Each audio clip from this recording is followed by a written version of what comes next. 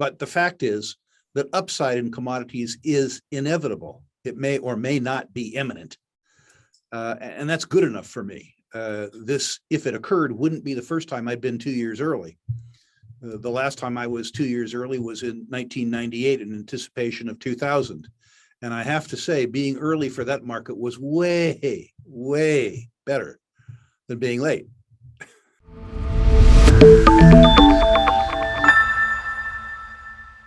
Welcome to Wealthion. I'm Wealthion founder Adam Taggart. Despite starting the year off with stunning price increases, many commodities and the share prices of the companies that produce and service them have been beaten down over the past 2 months. Many bruised resource investors are wondering if the worst is now over or if it's yet to come. And if you're one of those folks, I've got good news for you. Veteran hard asset investors Rick Rule and Brien Lundin are both so excited by the future prospects of this sector that they pulled together an impromptu webinar this week to update their respective followers on why they think the current price action is a cyclical correction inside of a much larger secular bull market for commodities, meaning it's offering a chance to buy in at very attractive valuations before prices resume rising up to new highs. Rick and Brien asked me to moderate the discussion, and because I did, they've kindly agreed to make the footage of the full event available to the Wealthion audience. So let's get started watching it now. Welcome. We're here for a fun chat with two greats in the natural resources space. Of course, I'm referring to Rick Rule and Brien Lundin. I'll introduce each one of them in just a second here. But we're here to talk about the future of commodities. And what's special about today's webinar is that Brien and Lundin both follow the natural resources space very closely and are beginning to see things light up on their dashboards that say that the commodity space may be bottoming. I know they've got they both think that there's a sort of secular boom ahead for commodities that we might be close enough to that it may start making sense here to deploying some capital, or at least start making sure you got your target shopping list in place. And they wanted to get this message to folks as quickly as possible.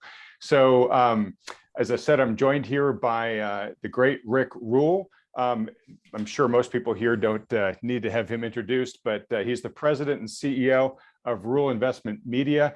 Rick, I was a little shocked, given how youthful you look, to realize that you have been investing in this space for nearly 50 years at this point, and I hope you don't mind me sharing that number with people, but that you've been investing in really everything inside the natural resources space: agriculture, alternative energy, forestry, oil and gas, mining, and water. You're also highly involved in private placements as well. Just truly sort of, I hate to say it, but sort of an elder statesman in this space at this point. But anyways, thanks so much for joining us. A pleasure. Thank you for having me back. It's going to be fun today. It should be fun, especially because we're being joined by Brien Lundin, who will be your panelist partner here. Brien is an excellent speaker, and I say that because he's the CEO and president of Jefferson Financial, which puts on the New Orleans Investment Conference every year, which is really the preeminent macroeconomic conference of the year. He's also the publisher and editor of Gold Newsletter, which covers a lot of precious metals mining stocks, but they also cover a lot of other resource stocks, as well as everything across the world of investing, from macroeconomics and geopolitical issues that ultimately affect every investor. Brien, thanks so much for joining us. Thank you, Adam. And I'm embarrassed to say, or dismayed to say, that I remember when Rick was the young buck in the industry. And older than me, old enough to be a mentor in the industry. But still, man, time flies, Rick. They say in order to be a good old boy, it helps to be good. It isn't necessarily, you don't necessarily have to be a boy anymore, but you do have to get old. And so by forgetting to die, I've become a sage, Brien. Forgetting to die. All right. Well, look, guys, suffice it to say, there's a tremendous amount of experience and expertise represented by the two of you on this panel here. So if we can, let's just dive right into this. So what I want to talk with you about is the futures of commodities from here, as you see the sector at large. I mentioned briefly that I believe you guys see that we are approaching a secular boom cycle coming up at some point here. I'd love to confirm that with you and then really get into the details of where you guys see the most opportunity. But before we get started on that path, and Rick, why don't we start with you? Can you just give a little bit of context to what's been driving the price action in commodities this year? Because they've had a heck of a year. You know, they were the darlings the first couple of months, but the bloom has fallen off the rose relatively recently. So what's been driving all this? I think very early on, the commodity sector was driven by the realization that the price levels witnessed during the COVID slowdown were simply too low, and that the levels of sustaining capital investment in the mining and oil and gas business were unable to keep pace with demand. You combine that with the recovery that we began to enjoy post-COVID, and demand for resources hit an air pocket with reduced supply, like happened in many other parts of the supply chain. You know, the commodities weren't the only sector that benefited from economic recovery. What I think was maybe unique to the commodity sector was the memory going back to the 70s that commodities are inflation sensitive, and the increasing awareness that people had of the ravages of inflation when the underlying CPI number was 8 and change, and the return on their savings was paltry. So I think that we had a circumstance where we had a recovery. We had a recognition that commodities traditionally have performed fairly well during periods of inflation.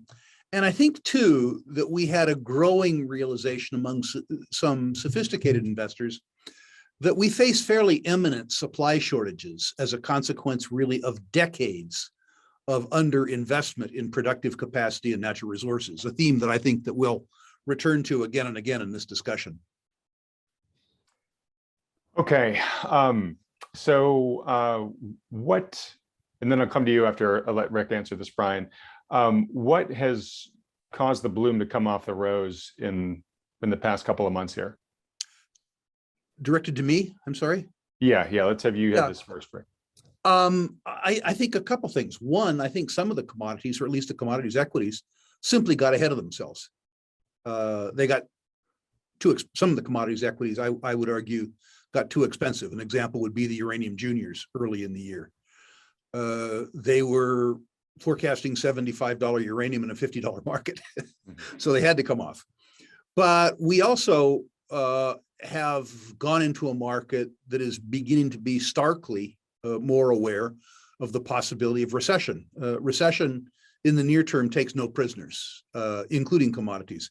And we've been in a risk-off environment too, which is to say that the assets that have really attracted attention despite negative real interest rates have been intermediate term US bonds.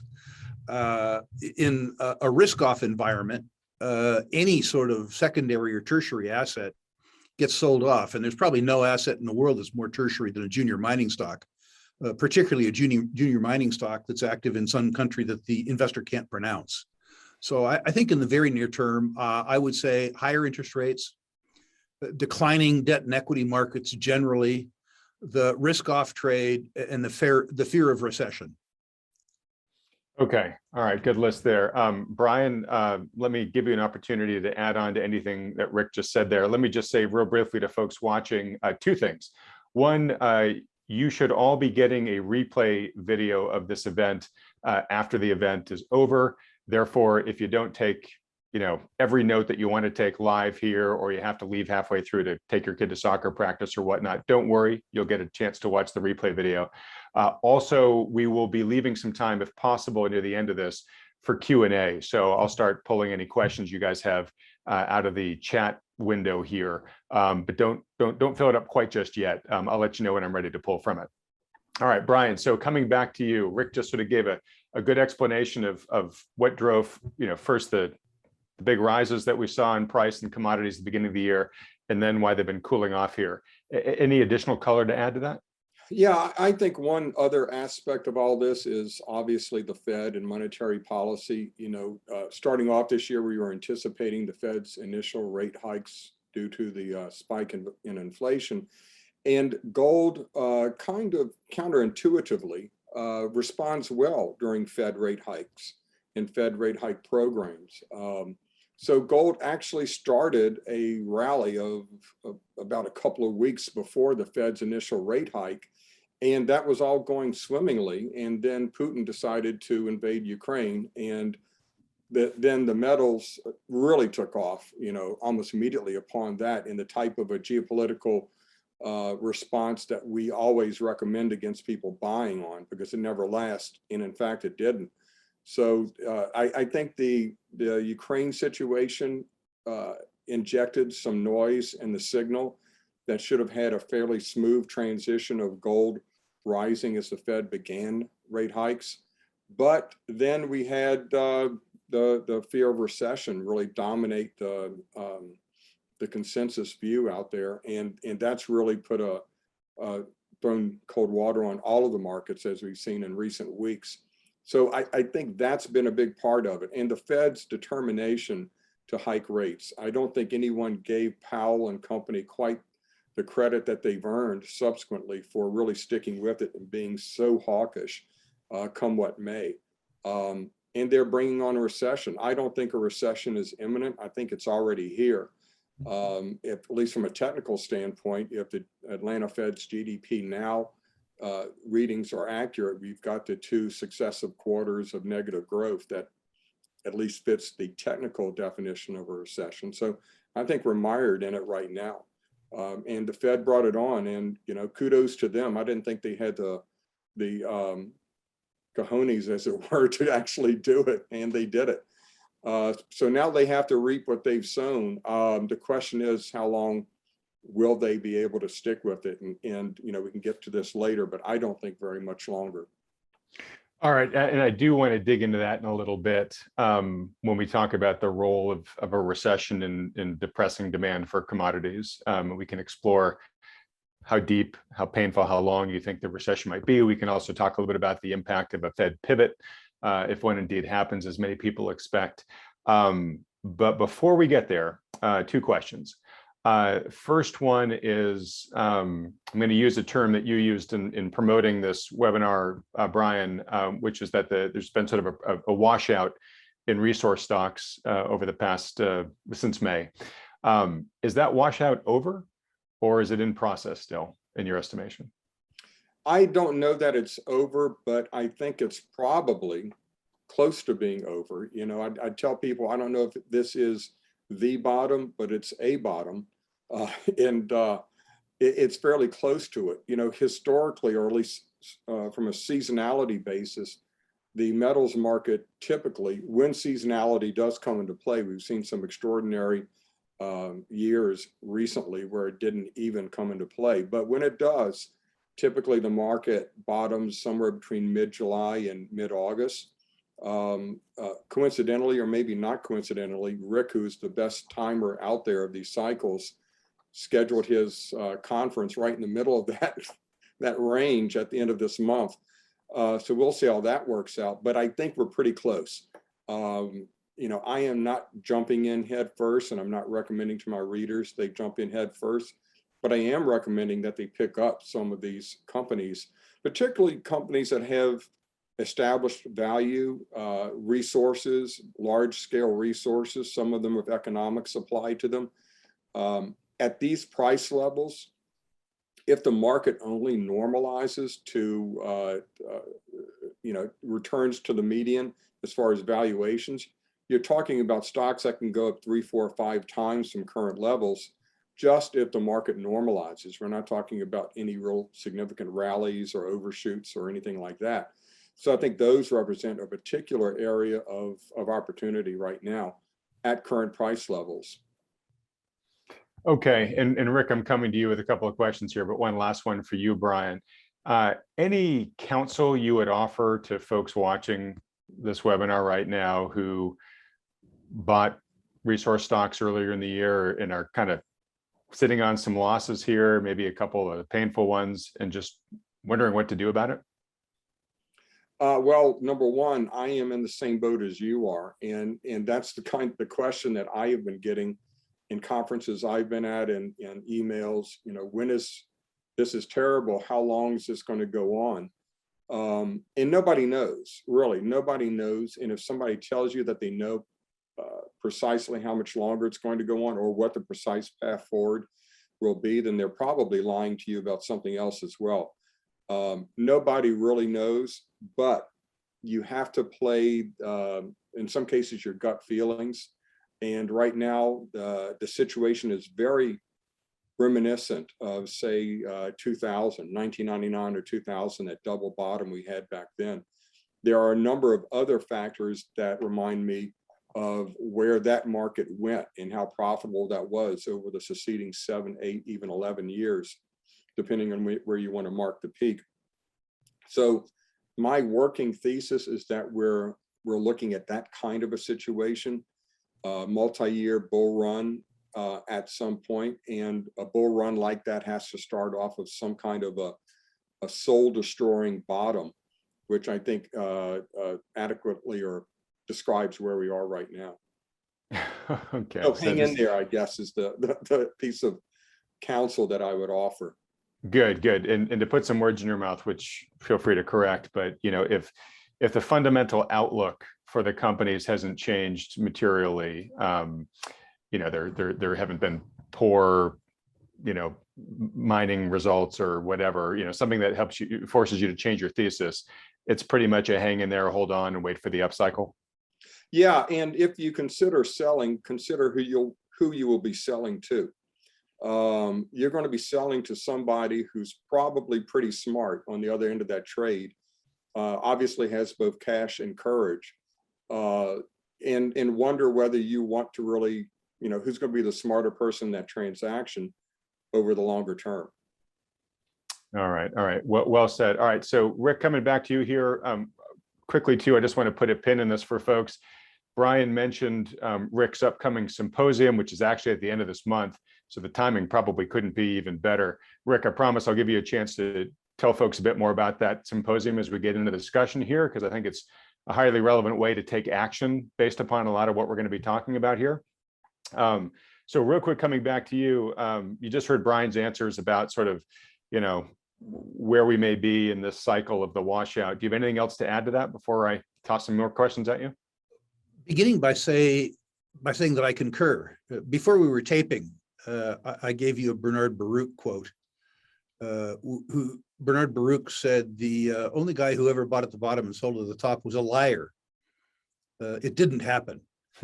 The idea that you're going to wait and bottom tick a market isn't going to happen. You need to inform a sense of value around a stock.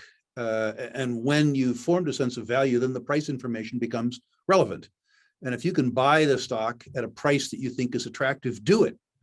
If it goes lower, I hate to say it, but then the stock goes on sale, do it some more.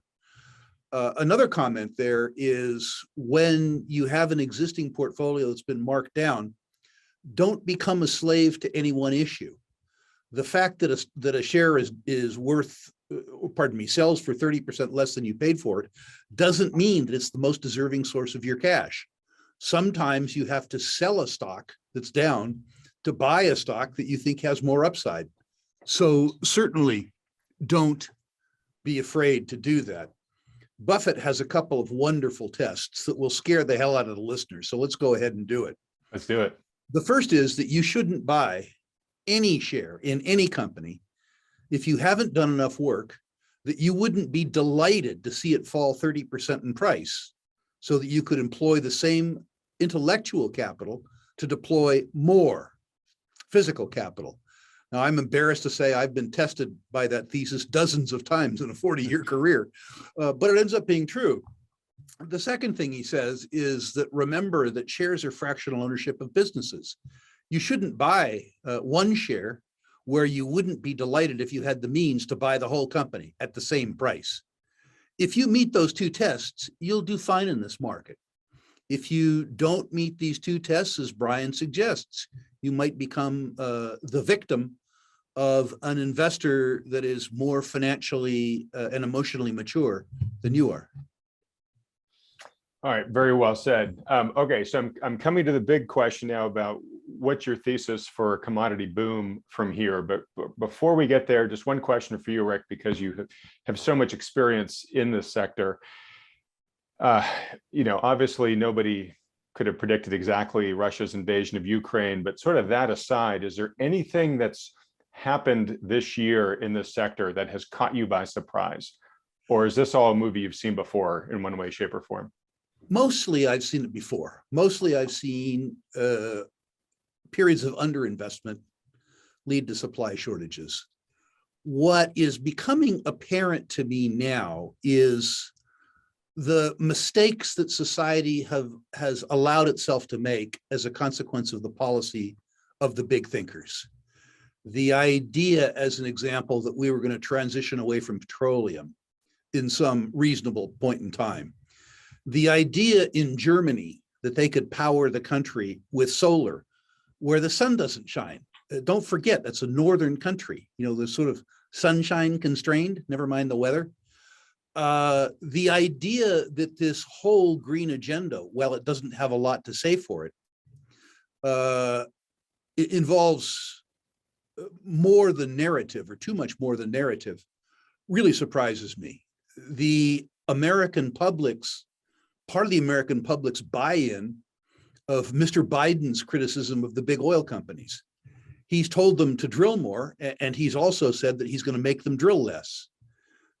He's told them to invest more, and he's told them that their assets are going to be stranded assets 10 years from now. He has said lower the price at the pump when oil industry profits on average are 7 cents a gallon at the pump, and taxes are $1.34. The fact that a politician would deliberately mislead and lie doesn't surprise me at all. The extent to which those lies have obtained a global audience really, truly surprises me.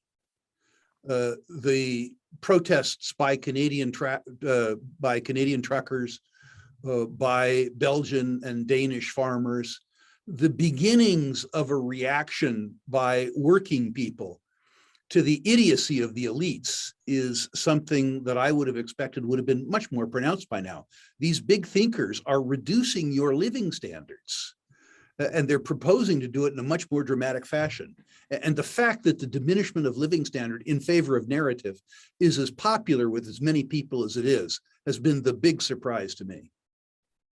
Okay, presumably that has an expiration date up at the point where people can't feed their families or, you know, stay warm enough during the winter, right? So who knows when we'll get to that point. But if we continue on this trajectory that you're talking about, it sounds like at some point we're going to hit it. All right, well, look, that's a good segue then into the big question for this webinar here, which is, and we'll stick with you here, Rick, which is if you can, I'm sure many watchers have heard you on some interview in the past at some point, you know, giving your thesis back then, but as you look at the chessboard right now, why at this point do you think that we are approaching, you know, a boom in commodities? And maybe if you can also give it, I guess we'll get into the timing in a bit, but I'd love for you to give a sense when we talk about this. Is this something that you think could be happening this year, or are we talking a couple years down the road? Like how near to this boom, the start of this boom, could we be? Well, first of all, I don't think we're near to the start of the boom. I think we're in it. Well, there we go. People pay attention to equities markets, resource equities markets, as being down for 6 months, having been up for 36 months. When people say, Rick, when is gold going to move? What I say is, well, over 5 years, it's moved from 1,050 to 1,800. In other words, when does the move start? 5 years ago. We are in a cyclical decline in a secular bull market. It is not unlikely it could go further, but sometimes things get cheap enough. When you talk about a commodities bull market, Adam, I want to reiterate a discussion I had on your show, where I suggest that we're in two distinct commodity bull markets. The first is a precious metals market. We are in hiatus, hell, we're in decline with regards to the precious metal shares. But the truth is, if you believe in the underlying thesis around gold, which I absolutely believe in, the gold stocks aren't reasonably priced, but rather, for the first time in my life, in my career, they're cheap. When will the market take effect? I don't know. I watched the same circumstance exactly happen in 1975, and again, as Brien suggests, in 2002. The stage was set, but the momentum investors left the trade. And so bargains were had by those who were astute enough to keep up to it. The other market, of course, is the industrial materials market. And we have seen what can happen when spot supply shortages hit that market. The oil quote going from what, 20, 30 bucks. I'm not talking about the sub-zero market that was brief, Right. from 20 or 30 bucks to 135 bucks. The seaborne liquefied natural gas quote going from $6 a million BTU to now 36 million bucks, 36 bucks a million BTU in Europe. Certainly, we've seen the impact of supply shortages. And the market, or at least investors, particularly those on this call, need to understand that supply shortages are absolutely, positively inevitable as a consequence of systemic underinvestment in sustaining capital. Could they be delayed for 2 years or 3 years by recession? Yes, absolutely. Could commodity prices do well despite recession? Look back to the 1970s. The answer to that is inescapably yes. Is the bottom in? I don't know. Frankly, I personally don't care. When stuff is cheap enough, I deploy, and I'm doing that now. Okay, so just to be clear, you are deploying capital right now? I find myself embarrassingly, as a consequence of selling a couple pieces of real estate that I held for a very long time, having my portfolio well in excess of 40% cash and bullion. Ideally, I'd like to have 10% liquidity in my portfolio. So I'm trying to deploy with increasing eagerness. Don't get me wrong. I like cash. It helps me sleep nights and stay calm. But having in excess of 40% of your portfolio in cash when you think that a sector you know well is cheap, and when your yield on that cash absolutely positively without fail guarantees you a loss, there is some urgency to deploy, and I'm deploying now. Okay, all right. Totally makes sense. Just want to tug on the thread here on the supply shortages that you mentioned before. So yes, when you've been on my program, you have talked for many years about the fact that a big part of the resources investing thesis right now is really positioning for the chickens to come home to roost from decisions that were made a decade ago, longer than that, in terms of just starving capex of a lot of this sector, right? And what's interesting is the headlines right now, the focus are on the supply chain disruptions that were either caused by the pandemic or then by the Russian boycotts. I presume that that's just kind of noise relative to the larger shortfalls for the capex underinvestment. I see you nodding as I'm saying this, but is that actually true? Is the big mega trend here really the inability to have invested in these industries? Yeah, absolutely. I mean, the Russian invasion of Ukraine and the subsequent response shows us how tenuous the supply chain is.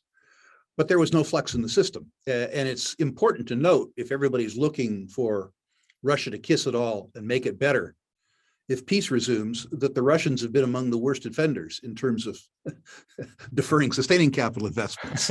Yeah. Which is to say that some of the hiatus in Russian shipments might have to do with Russia's inability to ship as much as they suggest that they might otherwise be able to do.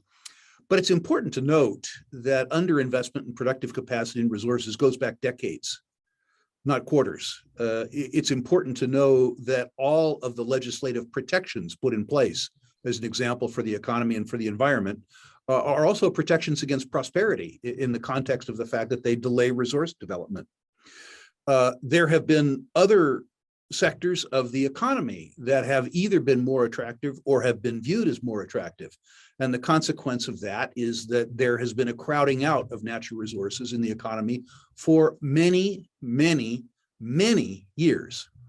But that's been exacerbated of late around ESG concerns around the environmental part of natural resources.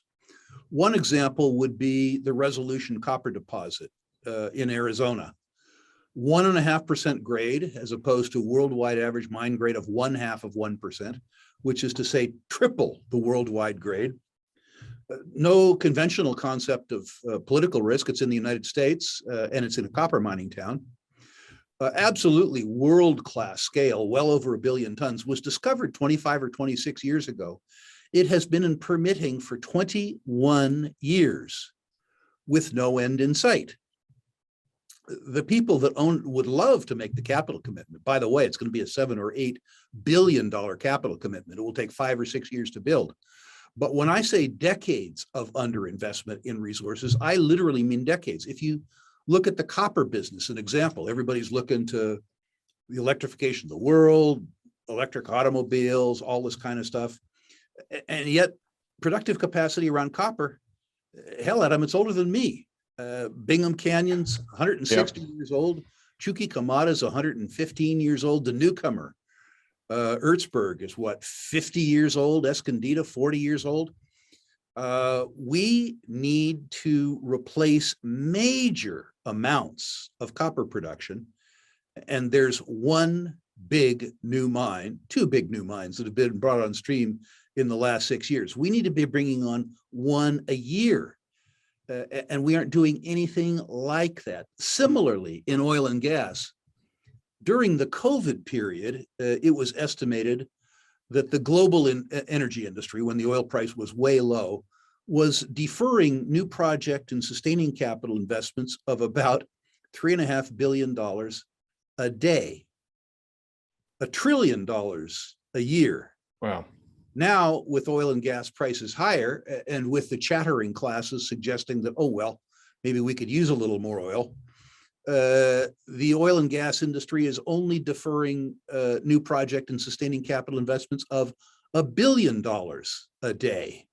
$365 billion in new project and sustaining capital investment is being deferred or delayed by the oil and gas business. This in a business where every day you pump a well, your business gets smaller.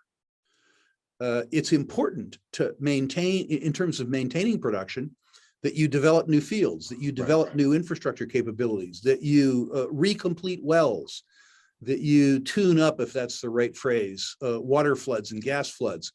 And worldwide, to the tune of $1 billion a day, we are underinvesting in productive capacity in the oil and gas business. There are no free lunches. That number has come home to bite, and it's going to continue to bite until it's addressed. All right. And Brien, I'm coming to you, buddy. It's the problem being on a panel with Rick. The veins are just so rich, right? It never shuts up. Yeah. Well, but real quick. So, Rick, as I'm hearing you talking about this, I think of my favorite demotivational poster, which says, government, if you don't like the problems we create, just wait till you get a load of our solutions, right? And so my question is, there's sort of two ways to change behavior, right? One is proactively, where you say, if I keep doing this, it's going to have a bad, ultimate outcome, and therefore I'm going to change my behavior now to avoid it. And then there's changing by pain, right? Which is, it just becomes too hard to continue the status quo. That's the person who doesn't change their diet until they've had the heart attack, right? As a nation, which way are we going to change here? Are we just going to have such great supply shortages that that pain causes us to say, look, all right, we're going to have to get rid of all the red tape and start actually being more pragmatic here? Or is there any hope that we could actually do something smarter sooner? Experience tells me no hope politically. I think it was Churchill that said the United States always done the right thing after they exhaust all the other opportunities. Every single other possible option, exactly. Yeah, and I mean, I think that people are beginning to wake up to the impact of higher energy prices. I think too, people, at least savers, are beginning to wake up to the fact that banks are paying them 60 basis points in a currency that's deteriorating by 900 basis points. It's sort of a lousy spread. Yep. And my suspicion is, if enough people start worrying about their own lives, their own portfolios, that the aggregate of those actions will make some difference. But I expect that you'll see societal change when enough people get hurt badly enough that they threaten their elected politicians with an immediate vacation. That seems to be what changes things. I don't mean to sound cynical, but I've been watching the political process as it relates to investment for 49 years. And the consequence of that makes me pretty cynical. Okay. All right. So yeah. So looks like the pain is probably going to have to be dialed up before the changes we'd like to see start to happen. All right, Brien, now we are on you, my friend. All right, let's get to the fun part of this, which is where do you see the biggest opportunities in the commodity space right now? Well, I see opportunity across the board. I see some areas that perhaps have a better risk reward dynamic associated with them. I agree with Rick, there's really two bull markets we're talking about in the broader commodity space. We're talking about precious metals, and by that I mean gold and silver purely. I look at the platinum and palladium as being more industrial. So looking at gold and silver, if you look at the macroeconomic picture, it's pretty strong, about the strongest I've ever seen. We will have the Fed at some point have to pivot, if not for the reasons of the recession or the stock market and the other bubbles it's created collapsing around it. At the very least, the really hard stop of the cost of servicing the federal debt.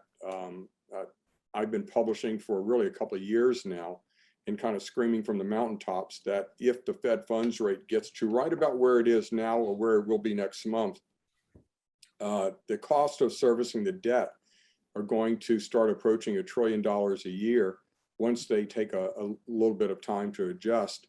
And that's unsustainable, I think, politically. And if they get to levels, the Fed funds rate gets to 4% or where the Fed funds futures market is predicting it right now, or 5 or 6% where a lot of pundits are predicting, then it gets absolutely unmanageable. So they just can't get there. At some point, they're going to have to be forced to pivot. And I think that's the basis for the bull market, the thesis I have for precious metals. The other one is industrial metals, particularly energy metals, particularly copper. You know, you can go across the board with uranium, you can talk about zinc, you can talk about nickel. All of them have compelling fundamentals, but copper, I think, is absolutely unavoidable and irresistible. If you do away with everything associated with this new green energy, and we know that there's a lot of bull associated with that. But if you just ignore that, if you just look at primary demand growth, there's no way that current supply can address it. We have not only the ESG factor that's constrained development and capital investment over the last few years, but the last bull market, the big majors really got their egos bruised, and they took a lot of heat for buying assets in a way that would really make drunken sailors embarrassed. So they've gone too far to the other end of the spectrum now, and they sat on their hands for an awfully long time. It all adds up to supply constraints that are not only what you would normally expect in a commodity cycle, but much, much more extreme. And those supply constraints are now facing a demand curve in copper that is like nothing that commodity or perhaps any other commodity has ever seen before. So even if all of the green energy prognostications don't come about, just the primary demand says that over the next 3 to 5 years, you're going to have a spike in copper prices. And that's the kind of time frame I'm looking at for that aspect of the bull market, the commodity bull market, copper in particular. And I look at the dive that copper's taken over the last month or two as really a gift horse. All right, and Brien, let me just ask, in your outlook there, what role does the hopeful full reopening of China play in there too? It has a big role, you know, in the 2000s bull market, where a lot of people made an awful lot of money just riding the rising tide, and in specifically investing a lot of these junior mining stocks, hopefully some of the better ones that multiplied, you know, 4 or 5 times or more over during that period. The big driver back then was China. And China, of course, back then had double-digit rates of economic growth. And people look at it now, and with China having half or a third as energetic of an economy as it did back then, but they forget that the Chinese economy is 5 times larger than it was back then. So yes, China is, I think, still a major part of the story and underappreciated part of the story.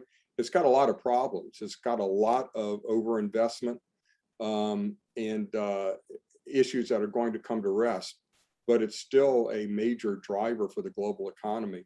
It's going to create, I think, the wiggles in the line going forward. Okay. All right. I'm going to come to you now, Rick. Brien, when I come back to you, I'm going to ask you just for 2 or 3 names of stocks that you like for folks to check out here, just to give folks something tangible to do after the webinar here. Of course, we'll tell them also how to sign up for Rick's Symposium, which is where you're going to get all the details.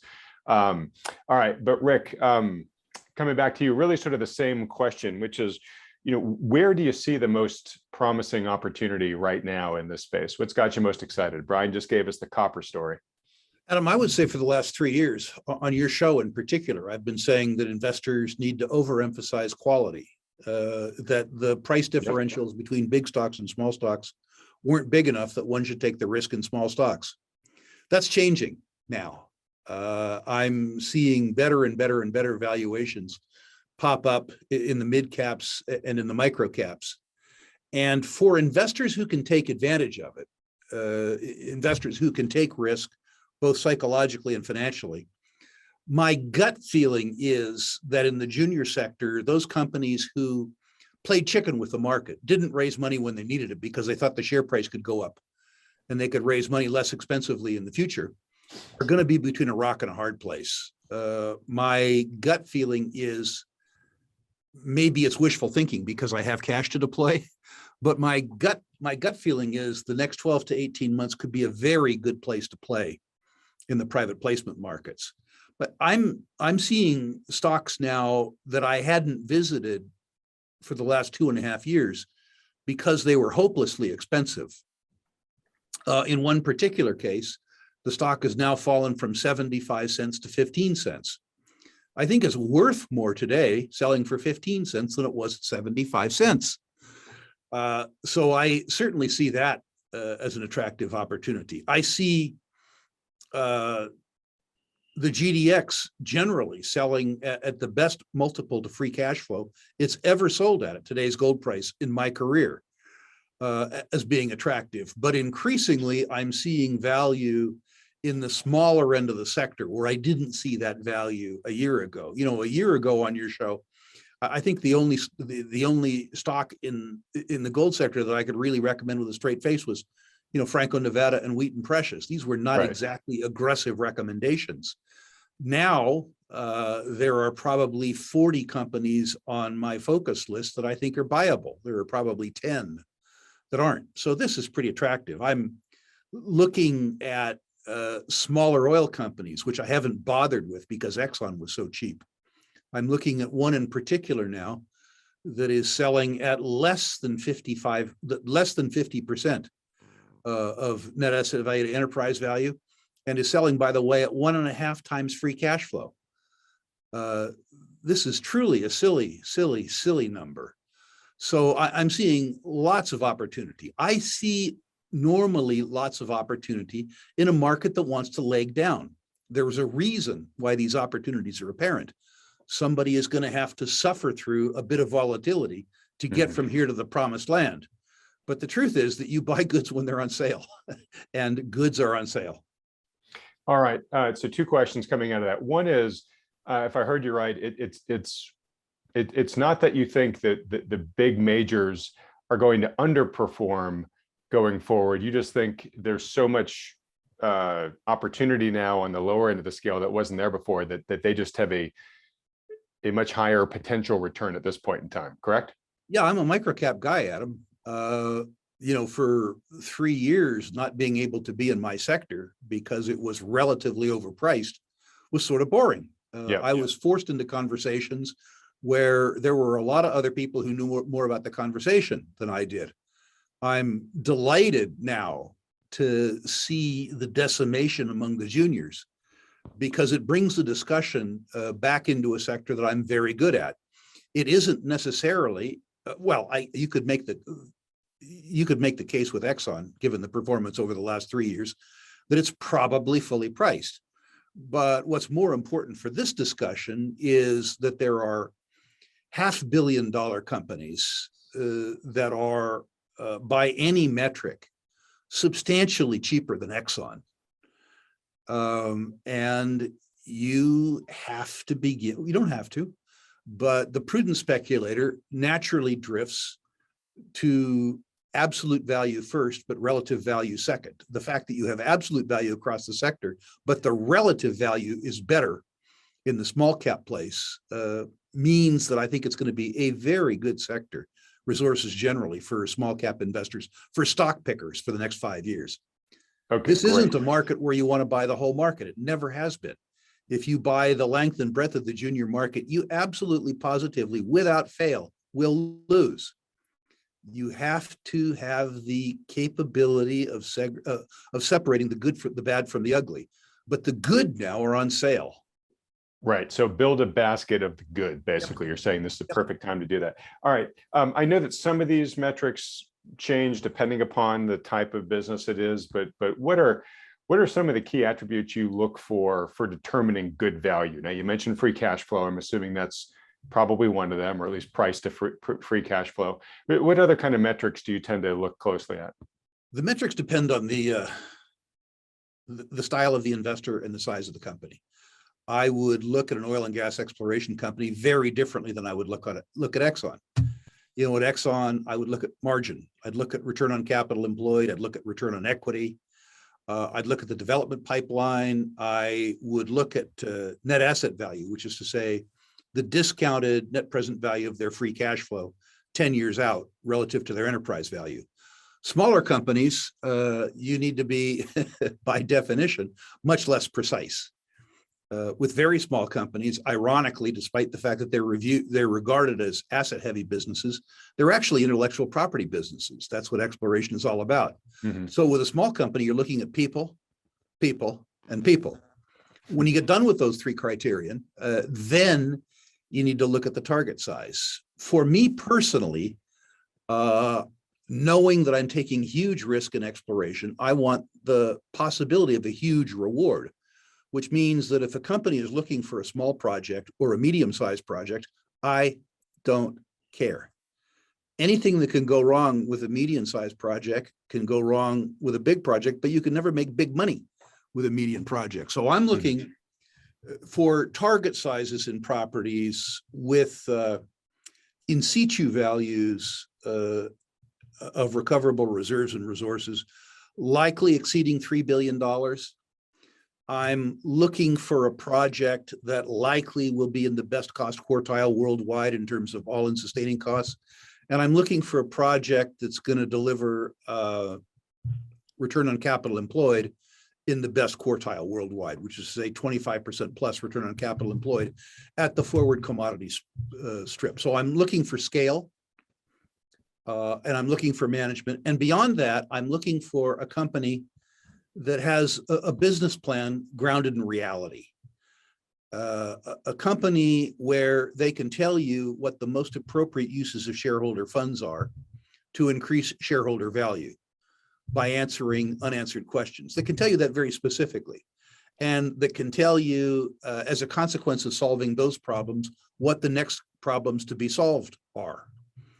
It's interesting that if you go to Brian's conference or my conference, or more generally out in the investment world, it's embarrassing how many companies don't have an answer to what their business plan involving answering unanswered questions are, how they're going to optimize values. I had a wonderful discussion a couple of days ago, and I'll name the company, Endeavor Mining, a gold mining company, where the CEO was actually lecturing me on the importance of companies thinking on a per share basis, saying it doesn't matter to you as a shareholder what the enterprise does. What matters is how well we do relative to the shares outstanding. In other words, what your share of our free cash flow per share is, all that kind of stuff. It's wonderful that after some years of penury, the industry is beginning to be rational.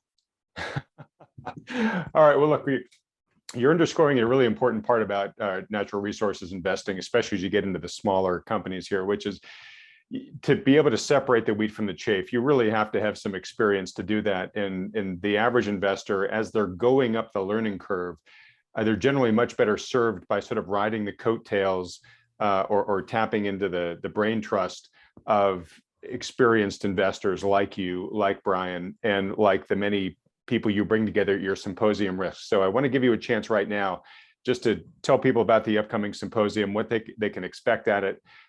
Because from my take, that's where you go to really get both, not just the detailed context on how to invest, but you get a lot of, the most promising targets that each of these analysts, are currently looking at. What we've tried to do with our conference, and by the way, I need to tip my head to Brien, a lot of our strategies were quite frankly stolen from his conference over time.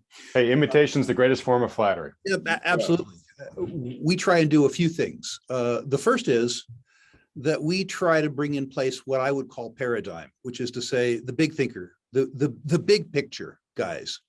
Now, obviously, my big picture view is stilted rather than other people's, but I'm appealing to my own audience. So I'm looking for the Jim Rickards, the Grant Williams, the Daniela DiMartino Booths, the Doug Caseys, the David Stockmans, people who can take the political economy and put it in context. And by the way, not the kind of context that you would see for free on CNBC or in the Wall Street Journal. Having done that, what I think is important is to explain people tactically how to go about implementing the strategies that are suggested by that narrative.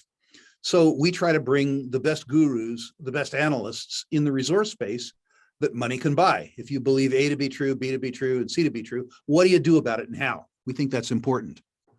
Most importantly, I think in that context for me, is for 30 years, we've had a feature in our conference called the Living Legends.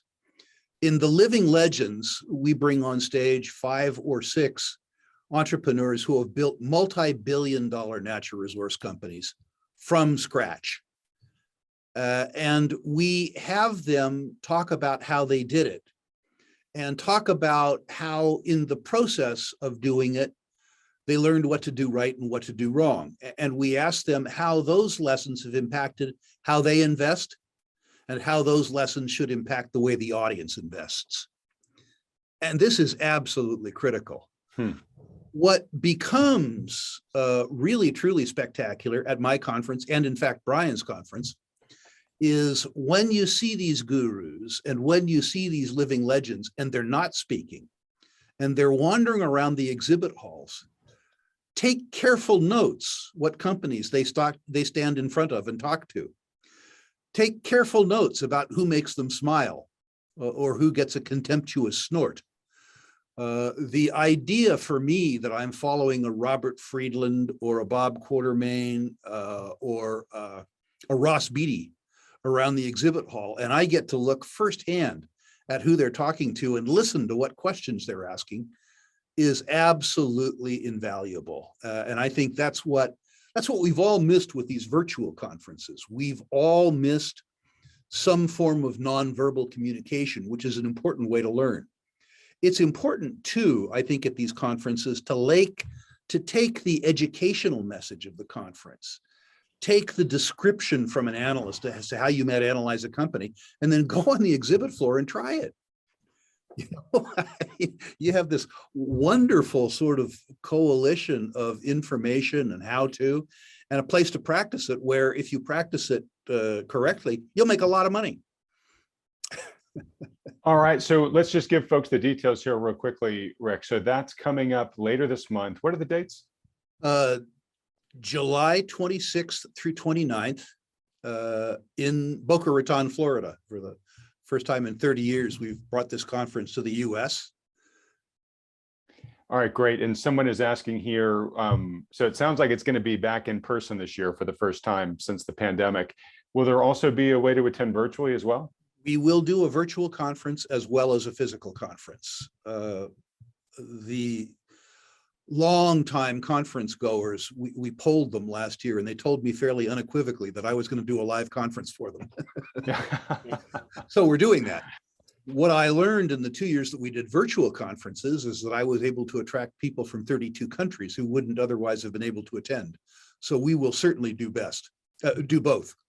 It's great to hear you doing a hybrid because there are pros and cons to both. Yeah. I mean, the truth is, if you are able to take the time and able to get to Boca Raton, there is so much more information available organically at a live conference that you should do that. You, as an example, will not be able to follow Robert Friedland around my exhibit hall virtually. That is the function that we can do technically. You won't be able to go on a boat cruise on the Intercoastal Canal and rub shoulders with the exhibitors and drink fine bourbon with them. That just isn't something that you can do. So if you have the ability to attend physically, it's a better use of time. If you can't, I absolutely positively understand. And I would love you to attend virtually. All right, great. And I've got a link to Rick's conference. I'll put it here in the chat section in just a second for folks that want to learn more. I should say one other thing. In all of the investor education products that I've put on for the last 30 years, irrespective of what they were, they came with a full money back guarantee. If you come to Boca and you don't think that you got more than your money's worth, email me, preferably emailing me telling me what I did wrong, but there's no requirement of that. And I'll send you your money back. The financial risk, not the time risk, the financial risk is mine. I can't ask for any more than that. Hey, one last question, and then Brien, I do promise I'm coming back to you, buddy. You have retired, and I'm using that word extremely loosely because you seem busier than ever these days. I'm just curious, because you're now sort of your own free agent here, are you able to talk about things more differently at this symposium that maybe you could in years past? I think it's fair to say that given the fact that Sprott ran, as an example, so much government money, that I can be a little more I can discuss the roles that government might play in my investments more candidly than I might otherwise have done it.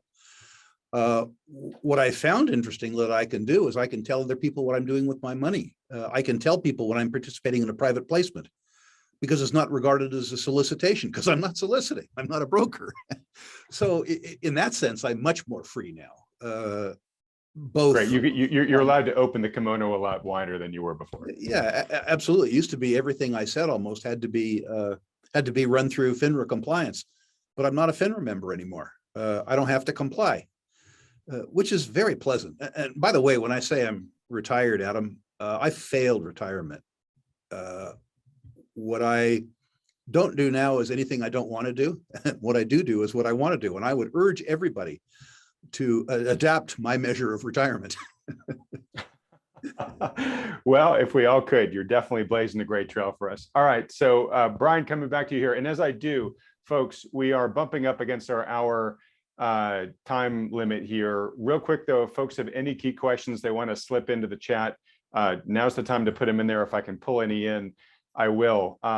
Brien, two things. One, I'll just ask you for one company, but is there a company that particularly stands out to you right now as one that would be worthwhile of folks going and exploring after this video? And then any reaction to everything Rick just said about sort of, what you look for in a great buy in this space?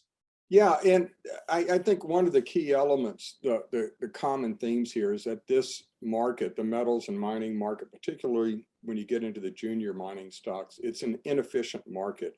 You can outwork other investors, and you should. And you can enjoy outsized returns, above average returns by going to these conferences, by spending money, by spending time, subscribing to the best newsletters, etc. So you should do that. The opportunity is there, especially at a cyclical bottom like this, a long-term bottom where the tide should be rising and lifting all boats, and you can enjoy outsized returns by putting a little skull sweat into the sector and into trying to separate the wheat. The best conferences out there are Rick's and mine. I think you'll see people in the chat probably will come out there and support that, or vouch for that. There are some differences between Rick's conference and mine. Not a lot, but some subtle differences. You really have to go to them to kind of realize what they are. But if you go to both, you're going to be in good stead. You're going to be in a really good position. And at both events, you're going to enjoy the unmuzzled Rick Rule.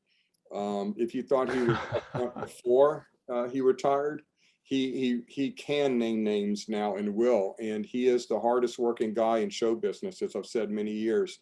He is on the floor. He is out there. He is talking to people, and he will give you his opinion, and it is invaluable. And it's one of the reasons why both he and I can offer these money back guarantees. If you didn't enjoy the conference, if you didn't get a reward from either event, then you just made a mistake and you walked in the wrong room and thought you were going somewhere else. They are invaluable, and I think the timing is especially conducive to invest in the sector. You had asked me, and sorry, Brian, sorry to interrupt you, but I'm just going to put up a link here, everyone, to Brian's conference as well, too. So if you want to look at that, there's a link I just posted in the chat section to learn more about that. All right, sorry, back to you, Brian. Yeah, and Rick's conference is coming up, so it is the more urgent thing. You really do need to go to it. It's going to be in a wonderful location this year as well. Now, you had asked me, and I wasn't expecting this, for some stock recommendations. I actually have a few here that, rather than just pinpoint one. Anacortes Mining, symbol XYZ on the Venture Exchange, will have drill results out over the next few weeks that I think will be surprising because they're essentially twinning some really spectacular holes from many years ago. And I think they're going to surprise the market. I do own that stock personally. Cassiar Gold is another one I own, symbol GLDC. Another one of those companies has over 1 million ounces, about 1.4 million ounces of fairly high grade open pitable gold in BC, and is on sale. I also like I-80 Gold. I think they're going to be a new mid-tier producer well on their way. I do not own that stock. They're specializing in Nevada, great management team. And High Gold Mining is one I just recommended in Gold Newsletter. I don't own that one either, but they've got just announced, I believe today, resource update of about 1 million ounces of very high grade gold in BC. So I like that company at current levels as well. Great. All right. Thank you. I know that's going to be highly appreciated by folks. Okay, real quick, lightning round, just the last couple of minutes here. Have had a couple questions here on if we go into a recession, if we go into disinflation, maybe even deflation over the next year, what's your guys' anticipated impact that would have on commodities? Is that, could that be influential enough to actually depress prices for a while? Brian, let's start with you. We'll go to Rick. What would be depressing the prices? I'm sorry, Adam. I was if we fell into sort of a serious recession from here, when we see strong disinflation, maybe even deflation. Yeah, I think that's the speed bump that's most immediate. I don't think it would last that long. You know, the U.S. economy, the dynamism of the U.S. economy is such that you really have to work hard to screw it up. I think they've done that over the last couple of years. So I think the recession that we are in right now, I believe we're in, won't last that long before the Fed reverses, pivots, and stops its rate hike campaign. But it would depress prices in the near term. But I think that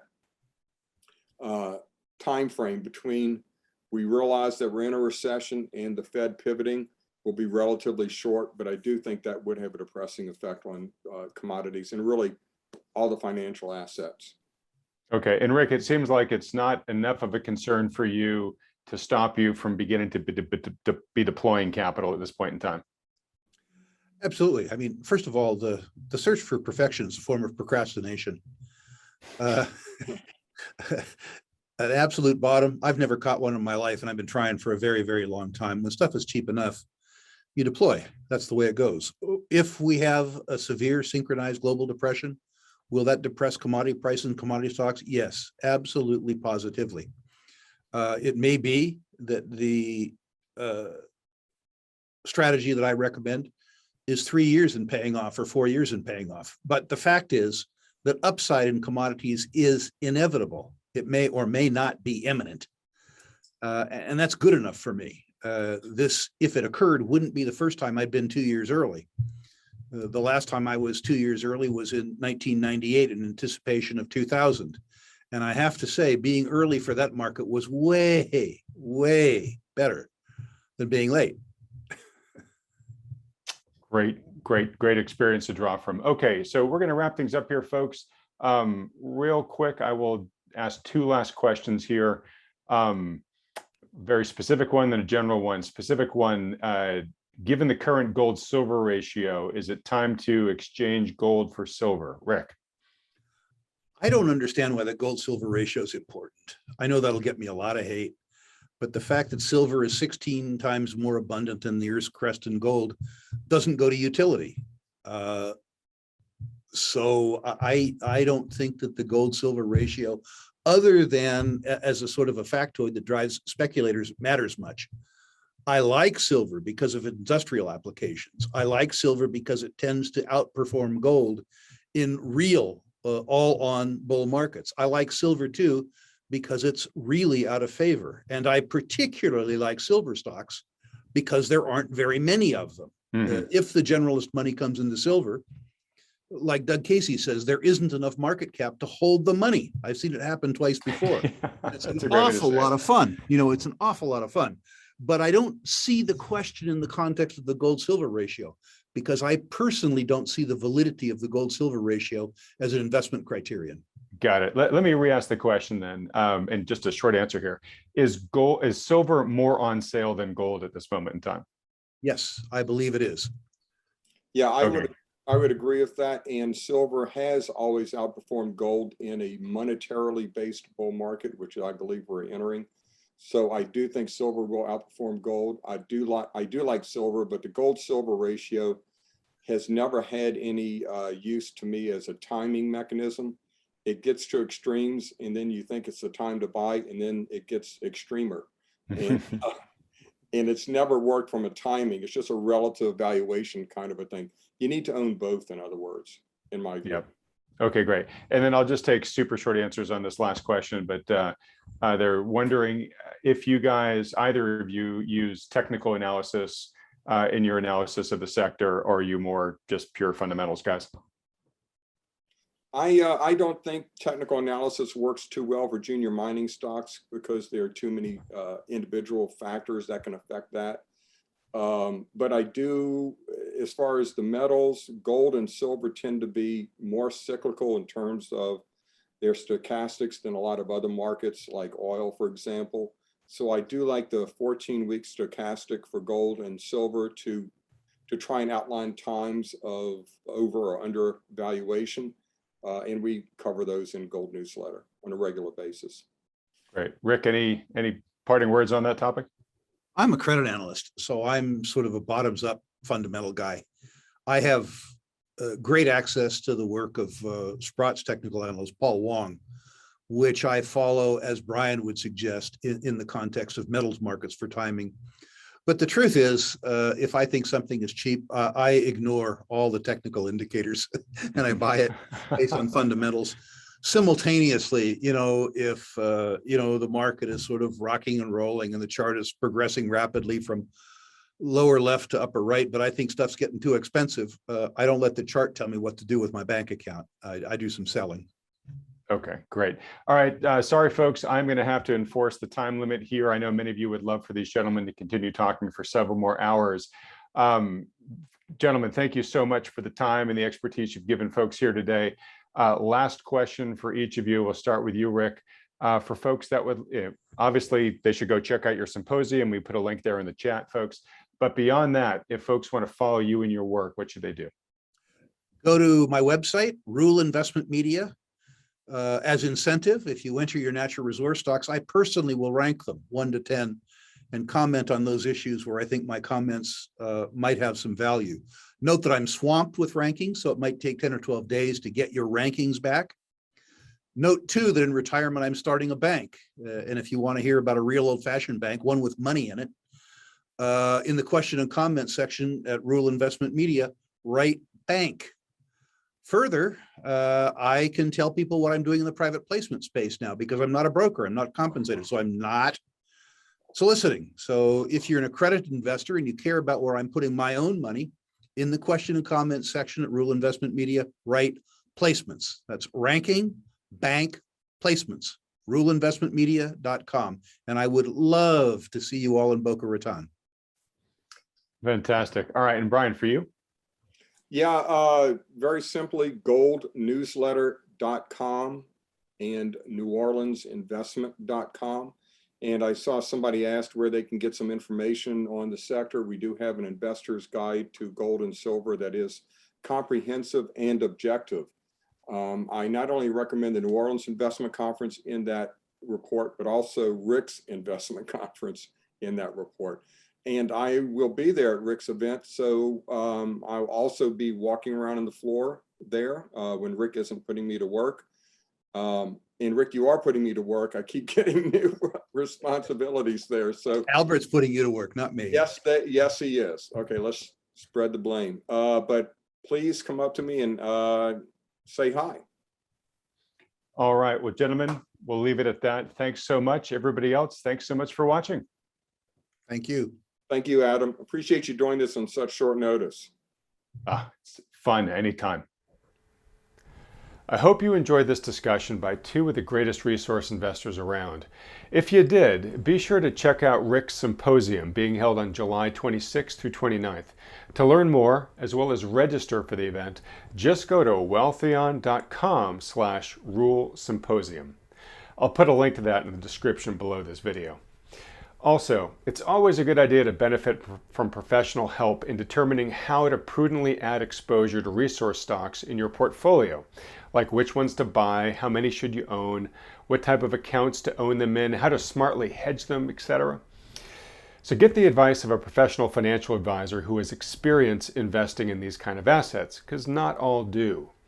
If you're having trouble finding one or would like a second opinion from a knowledgeable one, schedule a free, no commitment, no strings attached personal consultation with one of the financial advisors that Wealthion endorses. Just fill out the short form at wealthion.com and we'll help you set one up. And last, if you enjoy getting access to events like this, please help support this channel by hitting the like button and then clicking on the red subscribe button below if you haven't already, as well as that little bell icon right next to it. Thanks for doing that, and thanks so much for watching.